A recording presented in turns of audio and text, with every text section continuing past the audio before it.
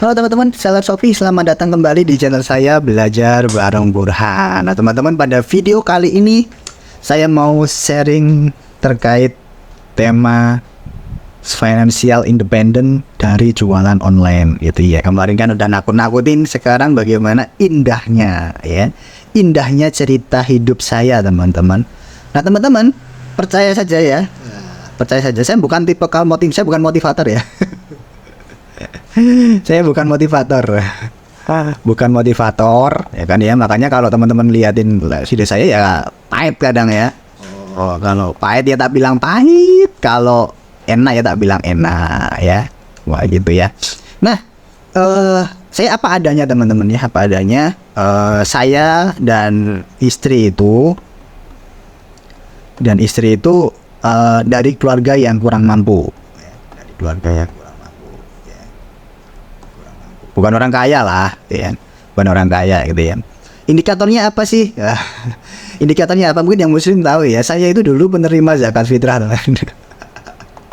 Penerima zakat fitrah ya. Zakat fitrah. Masuk dalam nominasi bukan the most ya. Menominasi itu beberapa itu warga miskin ya. Warga miskin di desa teman-teman. Di desa saya. Jadi miskin itu levelnya beda-beda teman-teman. Kan kadang-kadang ada orang motivator itu kan ya. Saya pernah ngobrol kan dia. Saya dulu tuh hidup miskin mas. Kedua orang tua saya itu cuman PNS gitu ya. Wah, PNS teman-teman. Di desa saya itu udah orang paling kaya teman-teman. Orang paling kaya tidak merendahkan pekerjaan apapun ya, ini cuma contoh aja gitu ya. PNS di tempat saya, di desa saya, ya kan, guru PNS ya kan ya, itu tuh udah kaya banget teman-teman, udah kaya banget nih. Ya emang tempat saya itu emang warganya apa ya, tingkat kemiskinannya merata gitu ya, tingkat kemiskinannya merata gitu ya. Sampai saking bingungnya itu mungkin yang dapat zakat fitrah banyak, dan termasuk saya juga dapat zakat fitrah teman-teman. Nah, apakah itu dibanggakan? Yoga, ya kan ya, jujur aja. Saya kalau disuruh pilih dari keluarga miskin apa lahir dari keluarga kaya gitu ya, berdasarkan pengalaman hidup saya teman-teman, saya tetap pilih lahir dari keluarga kaya.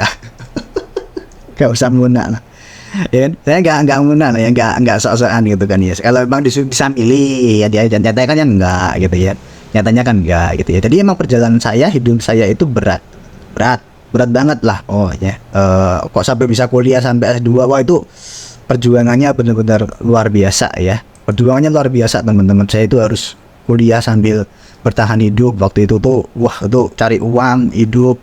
Sehari saya cuma 3.000, ribut teman-teman ya. Masih saya ingat itu saya dimarahin sama adik saya itu.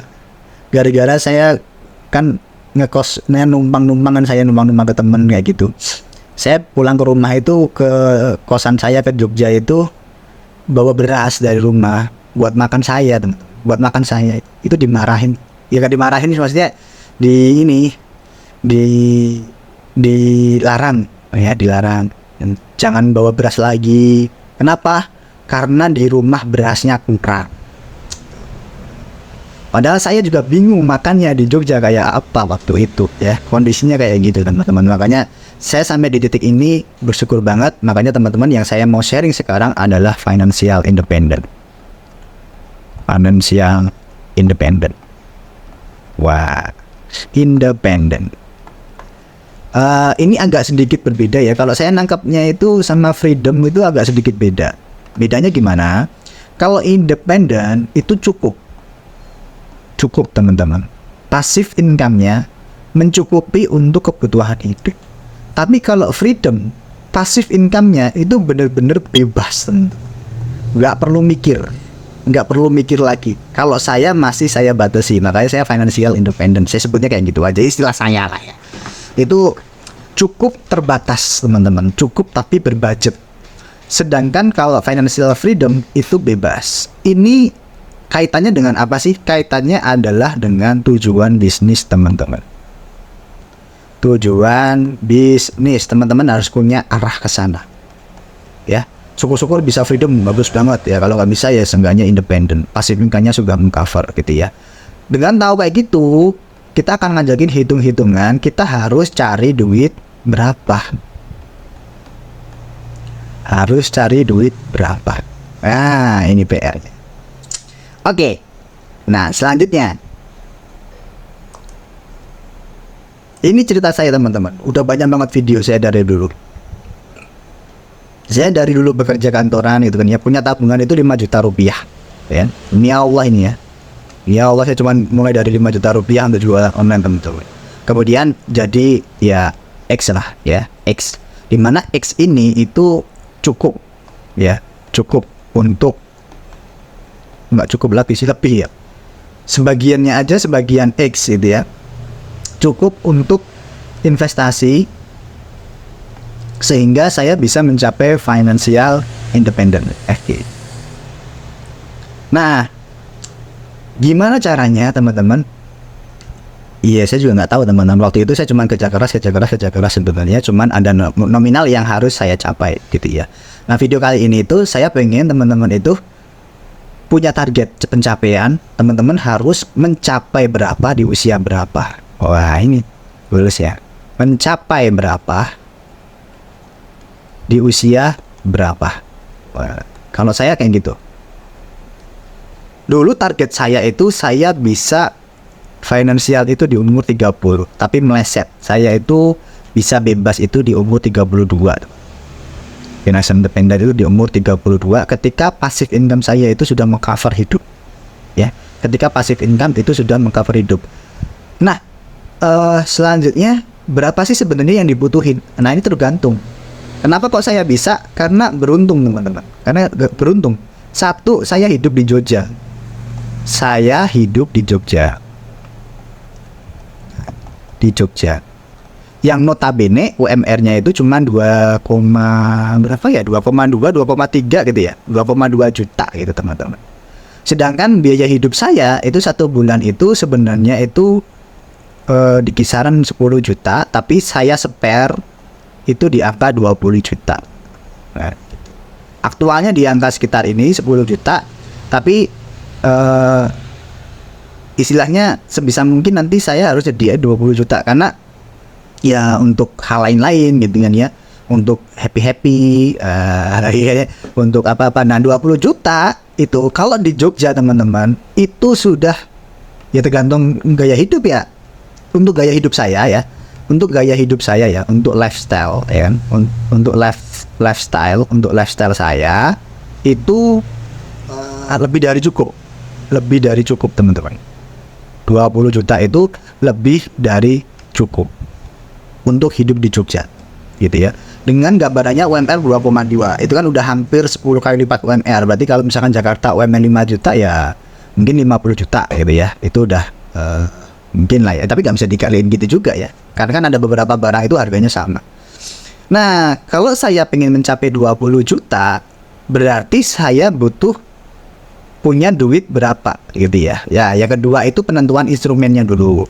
Nah, instrumen investasinya, instrumen investasi yang bisa ngasih pasif, yang bisa ngasih pasif kan ada saham, ada obligasi, ada deposito, kan? Ada reksadana, RDPT, RDPU, dan lain sebagainya.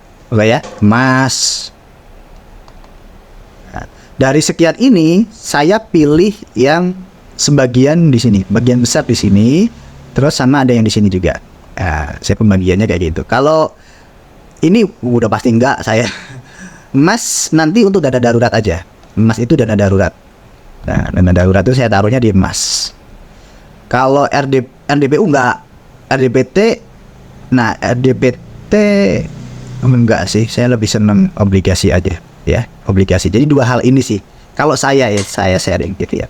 Nah, kalau saham teman-teman itu returnnya itu kan ada dua ya. Ada dividen sama ada capital gain-nya. Nah, capital gain. Dividen itu bagi hasil, ya kan? Bagi hasil. Kalau capital gain itu kenaikan atas harga sahamnya. Itu ada dua gitu ya. Kemudian kalau obligasi itu kan kupon. Nah, kupon. Biasanya kalau saya kan sukanya yang syariah. Yang syariah itu berarti suku belinya. Suku itu di kisaran 6,2, 6, sampai 6,4 biasanya gitu. Tapi nanti masih kepotong pajaknya 11%. Ya, pajaknya 11%. Jadi dia dapatnya sekitar 5,7-an lah ya. Nah, dari hal ini obligasi itu hanya untuk ngamanin aja, makanya dia bagiannya kecil. Yang bagian besar saya itu masih di saham. Nah, kalau di saham ini, kita lanjut. Sekarang butuh duit berapa? Target returnnya saham ya kan, saham. Saya pakai saham. Ini ngomongin jualan online malah nggak apa-apa. Ini dulu instrumennya dulu ya. Saham itu ya namanya video ngawur-ngawuran lah ya, sambil curhat aja. Dividen itu saya biasanya targetin di kasar 5% per tahun. Nah, ini yang liquid ya, liquid per tahunnya. Kemudian capital gainnya itu kurang lebih ya, itu 15% per tahun. Ya. Berarti total returnnya itu kisaran 20% per tahun. Nah, ini kan ya ini capital gainnya 15, gedean nggak ya? Gedean ya. Misalkan 10% aja deh. Ya, ini yang main saham pasti tahu ya. Capital gain 10% per tahun itu bukan hal yang susah, teman. Bukan hal yang susah. Dapetin dividen 5% per tahun juga bukan hal yang susah. Ini berarti 15% ya. Kita bicara angka minimal aja deh ya. Angka minimal 15%. Duh, ininya. Nah, hapus dulu. Nah. Jadi capital gainnya di angka 10%, kemudian totalnya nanti dapatnya kita di 15% per tahun ya. Skemanya kayak gini. Nah, kalau kita dapat dividen 5% sama capital gain 10%, ini yang dijadikan passive income. Passive income. Yang ini buat lawan inflasi. Buat ngelawan inflasi, teman-teman. Jadi, saya nggak mau uang saya ya mungkin 5 tahun, 6 tahun saya bisa hidup enak, tapi nanti di tahun ke 9, tahun ke 10 itu udah pusing lagi pasti kalau kita nggak ngelawan inflasinya. Inflasi kalau pemerintah kan 2%, 4% gitu ya. Kalau saya pakai 10%. Kalau saya ini pecinta siapa? Yang Bitcoin, Timothy Dara, tapi saya nggak main Bitcoin. Oke. Nah, sekarang dengan angka ya 5% dan 10% kan kita ambil aja di passive income-nya yang 5%. 10%-nya nggak usah kita hitung karena untuk melawan inflasi, biarin aja lah ya, anggapnya kayak gitu. Nah, kita butuh duit berapa gitu kan ya. Kita butuh dana itu berapa. Misalkan kan X itu adalah dana yang dibutuhkan. Dana yang dibutuhkan. Aduh, maaf ya tulisannya. Berarti kan 5% X itu sama dengan biaya hidup per bulan saya 20 juta dikalikan dengan 12 karena per tahun ya, kali 12 bulan. Ini berarti 5% X sama dengan 240 juta. Oke ya. Berarti X-nya sama dengan 240 juta dibagi 5%. Duh, berapa ini? Saya 240 dibagi 5, 240 bagi 5 itu 48 ya. Kalau kali 5 itu berapa? 6, 4, 4,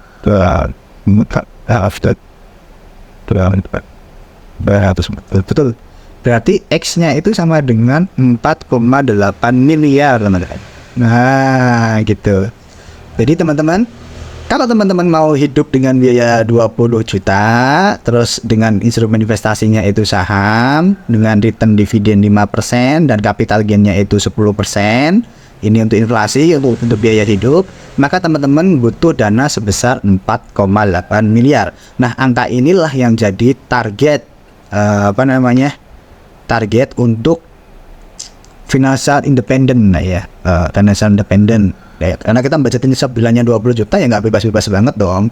Berarti ya, tapi cukup gitu ya, nggak aneh-aneh, ya, nggak usah aneh-aneh, nggak usah itu dulu untuk hidup tenang tentram di Jogja cukup ya kan. Nanti teman-teman bisa sambil kerja untuk cari-cari tambahan gitu ya. Nah, teman-teman silahkan hitung-hitung sendiri kira-kira target teman-teman itu berapa untuk teman-teman nanti bisa pensiun. Nah, pensiun dini. Pensiun dini, saya pensiun di umur 32 tahun teman-teman. Dan kebetulan juga karena saya sakit gitu ya. Jadi pas umur 32 itu saya masuk rumah sakit karena hampir stroke teman-teman, kena gangguan saraf belakang. Karena terlalu diforsir kerjanya. Nah sekarang sih udah enak, makanya ya sekarang malah cuma konten, jualan template, jualan di Shopee juga jadinya lebih santai gitu ya. Kalau ini udah kecapek ya kita bisnis juga jadi lebih santai. Bisnis ya tapi tergantung ya. Kalau teman-teman mencari bisnis saya jadi santai gitu ya. Makanya santai, makanya saya jualan fashion ya santai. Kemudian ada kuliner juga ya main santai aja. Kemudian ikut teman juga di peternakan ya kan, di peternakan juga ya santai gitu. Pokoknya ya hidupnya santai aja. Nanti kalau ada kelebihan kita cari instrumen lainnya buat tambah-tambah kayak gitu. Dan enaknya lagi nanti dana kayak gini itu bisa diwariskan gitu ya. Jadi ketika nanti saya udah misalkan nggak ada lagi gitu ya, bisa ninggalin istri, bisa ninggalin anak kayak gitu. Nanti tinggal cari tambah-tambah lagi karena anak saya 3 gitu ya. Karena anak saya 3, tinggal nanti saya hitungkan. Tapi ya tetap aja kalau anak sih saya bikinnya santai aja. Saya mau invest ke pendidikan mereka, ya kan, ke keterampilan mereka. Nanti kalau ada kelebihan anggaran dress weddingnya itu, biar mereka cari sendiri. Oke, gitu ya teman-teman. Terima kasih udah nemenin saya curhat gitu ya. Kalau yang udah nonton sampai habis, thank you banyak. Jangan lupa like, share, dan komen. Ya kadang-kadang saya kasih video curhat diri sendiri gini ya, buat teman-teman ngobrol gitu ya. Tapi seperti biasa teman-teman, pesan terakhir saya, tidak ada kata terlambat untuk belajar. Sampai jumpa di video selanjutnya.